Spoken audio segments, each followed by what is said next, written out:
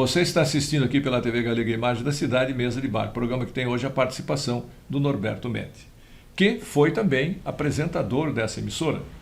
Ele, juntamente com o Luiz Eduardo Caminha, criaram o Stamptisch, né? Na verdade, nós tínhamos 2 programas. Eu tinha um programa chamado Tempo Livre. Ah, é verdade. E o Caminha tinha um programa chamado Felicidade. Exatamente. E aí um dia ele me entrevistou no programa dele, eu entrevistei ele no meu programa e decidimos mudar o nome para Stamptisch. E quando sugeri ao Caminha para mudar o nome para Stamptisch, ele enlouqueceu. Disse, mas que diabo é esse de Stamptisch? E até fazer o Caminha entender o que era o Stamptisch. Mas depois virou o maior vendedor da imagem do Stamptisch. Acabamos entrando na ideia do Horácio, sim, que foi a criação do encontro de Stamptisch, mas que o Horácio, como era um grande criador, né, de ideias e de projetos, acabou não organizando. E vocês fizeram, e aí, foi um sucesso. Aí entramos e entrou o Periquito. Periquito, entraram mais algumas pessoas da CDL, na época o presidente... Sérgio Souza, né? Acho que era. Não, era o que era da empresa de telefonia, como é? O Caleb, não? Não. Que foi presidente do CDL, Marcelino Campos. Marcelino Marcelino entrou também, várias pessoas ajudaram na organização dos primeiros encontros de Stamptisch. O Célio era o cara, mas o Célio também era uma figuraça, porque o Célio... a gente organizou o Stamptisch, definiu onde ficava cada grupo. Aí o Célio lembrava, mas eu lembrei de ter mais aqui no bolso do paletó que também quer participar. Esculhambava a organização, era uma figura. Mas enfim, o Stamptisch, aí capitaneamos o processo, né? O Caminha mais falando e eu mais na organização do encontro. Você sabe que o pai do Periquito, o seu Keynote, foi outro também que eu fiz tudo para trazer aqui para contar a história, não teve jeito, né? Porque ele era animador de festa de igreja, né? Era o melhor vendedor de bingo que havia, né? O último bilhete aqui, o último. Mas lá tinha um monte de mulher vendendo um monte, não, era o último na mão dele. O último na mão dele. Olha, era uma figura. Naquela época os bingos das festas de igreja eram fortes, né? Tinha público. O seu Dalírio Beber era um cantador de bingo, né? Silvio Serpa, Dalírio Beber, grandes cantadores de bingo. Por aí vai, né? Agora, vocês comprou, porque o programa teve uma aceitação fantástica. Sim, né? sim. Vocês tinham... Depois também com as outras atividades eu tinha que... porque a gente tinha que se dedicar ao programa, tinha que produzir o programa, né? Tinha que até escrever e tal. Eu lembro de alguns programas e algumas entrevistas muito interessantes. Por exemplo, o Beto Carreiro, né? Estou sendo Beto Carreiro para conversar.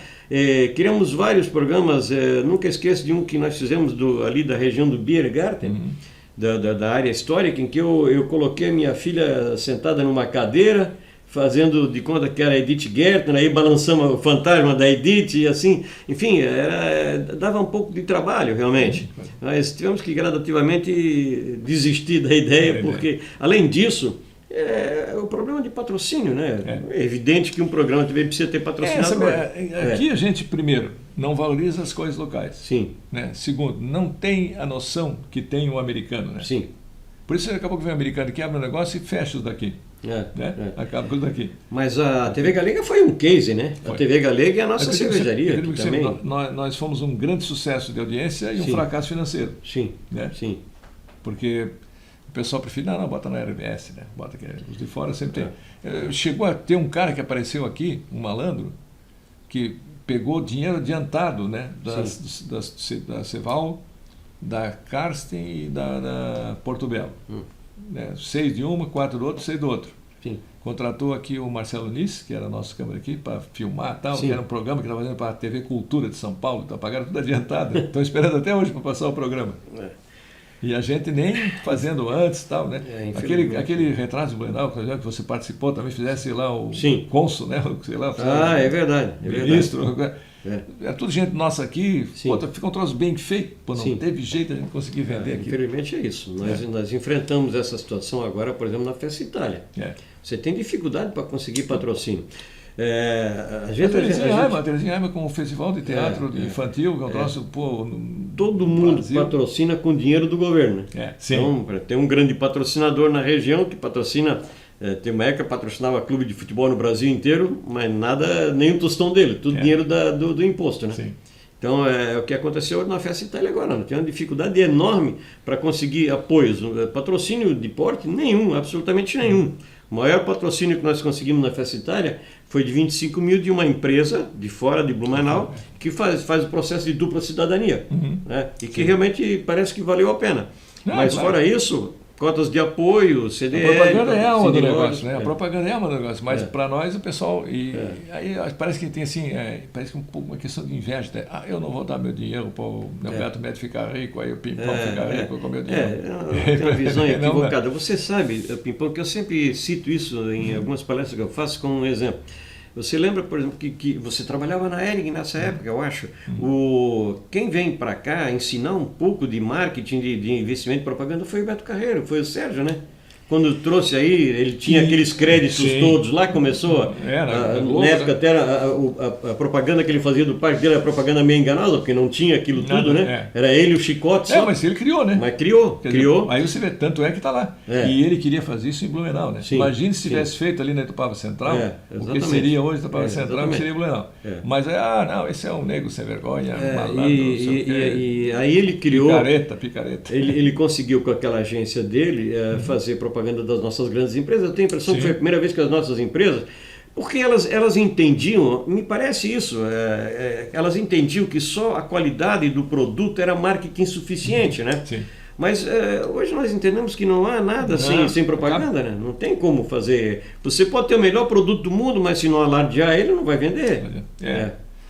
Vende só uma vez, quando eu era guri, eu li um artigo interessantíssimo, de assim, se o sujeito morar ali na Amazônia e descobrir uma erva que cura o câncer e não fizer propaganda, ele vai curar aqueles índios ali por perto da casa dele e tal, um outro parente mais distante, mas vai morrer desconhecido.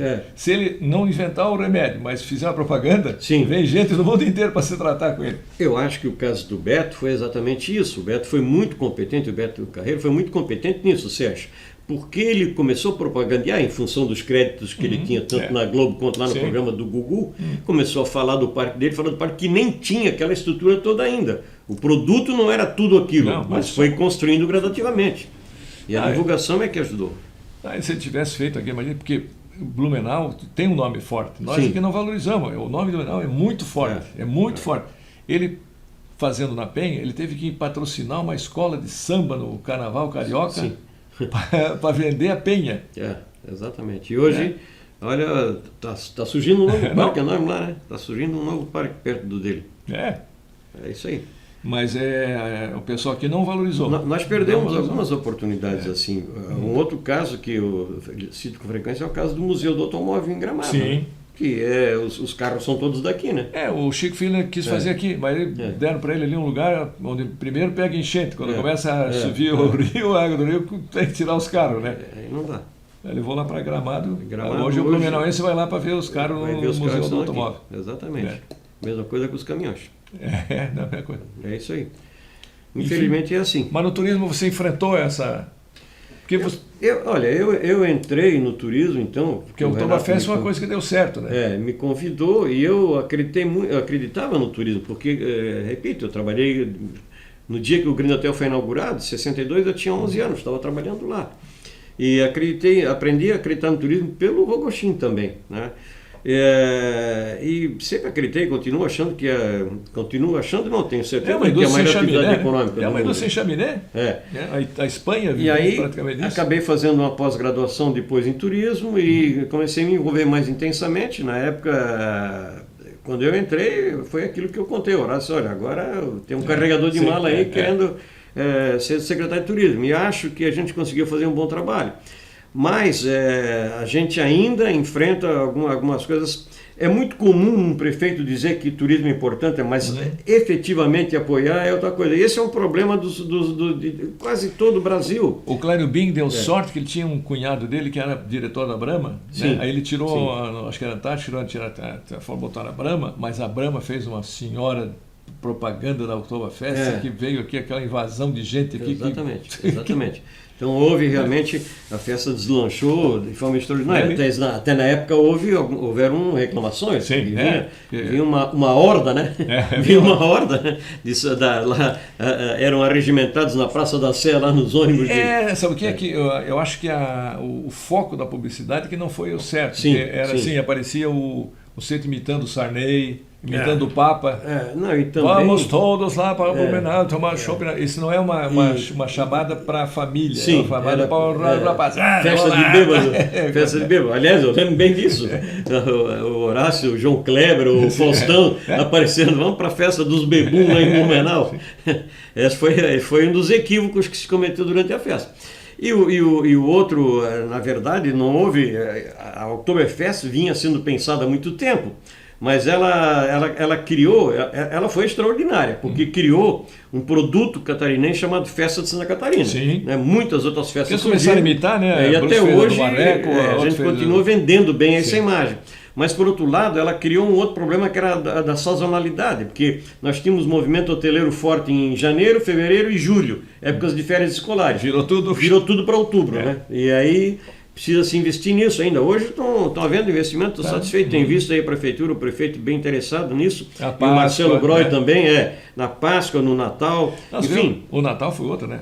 Tem produtos, o Natal... O Natal, o Dalton uma vez fez aquela iluminação de Natal, aquilo saiu no Fantástico, saiu no Jornal Nacional, o pessoal de Gramado veio aqui pedir endereço de quem fez. Perfeito. Aí fizeram lá e foram aumentando. Depois criamos novamente...